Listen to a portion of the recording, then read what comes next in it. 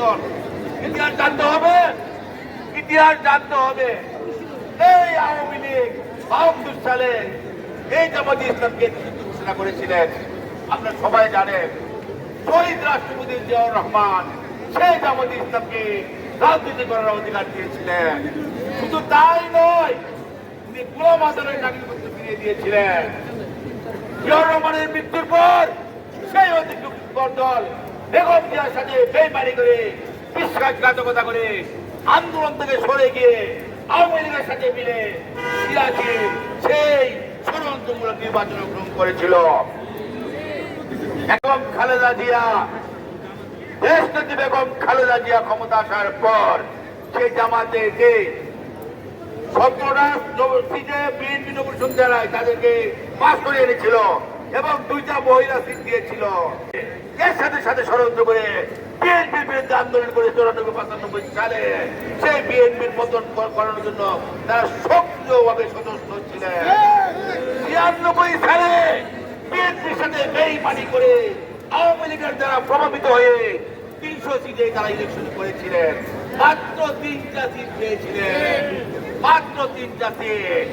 2001 সালে বিএনপি তাদেরকে আবার ক্ষমা করে বিএনপির সাথে এনে সেই মতিউর রহমান নিজামী এবং আলী হাসান মুজাহিদকে পতাকা দিয়ে রাষ্ট্রীয় ক্ষমতায় এনেছিলেন। তারপরে কি হলো? 2008 সালে ইলেকশনের পর এই আওয়ামী লীগ এই দুজনকে ফাঁকিতে ঝুলিয়েছিলেন। সেই গোলাম আজমের সেই জামাতে ইসলামী এখন আবার স্বৈরাচারের বিরুদ্ধে আমরা 17 বছর আন্দোলন করে তাদেরকে আমরা পতন করিয়েছিলাম। তখন কোন পিয়ার গণভোটের কথা তারা বলে নাই, বলেছিল যে নিরপেক্ষ নির্দলীয় সরকারের অধীনে আমরা একটা সুষ্ঠু নির্বাচন চাই। এটার ভিত্তিতে আমাদের আন্দোলন হয়েছিল। স্বৈরাচারের পতন হলো, এখন দেখছে তাদের কোনো অস্তিত্ব নাই। নির্বাচন করলে বিএনপি ক্ষমতায় এসে যাবে। বিএনপিকে ঠেকানোর জন্য আবার নতুন করে আওয়ামী লীগের সাথে ষড়যন্ত্র শুরু করে দিয়েছে। পিয়ার তো আধিপতি না, আবার বলে গণভোট। কেন নির্বাচনে আসতে পারেন না? আপনাদের শক্তি প্রদর্শন করতে পারেন না? আপনার যেই ভাষায় বিএনপির বিরুদ্ধে, তারেক রহমানের বিরুদ্ধে কথা বলেন, যদি ফেব্রুয়ারি মাসে নির্বাচন আমরা না করার জন্য থাকতাম, তাহলে 24 ঘন্টার ভিতরে বিএনপি ক্ষমতা রাখে বাংলাদেশ থেকে আপনাদেরকে উদ্ধার করে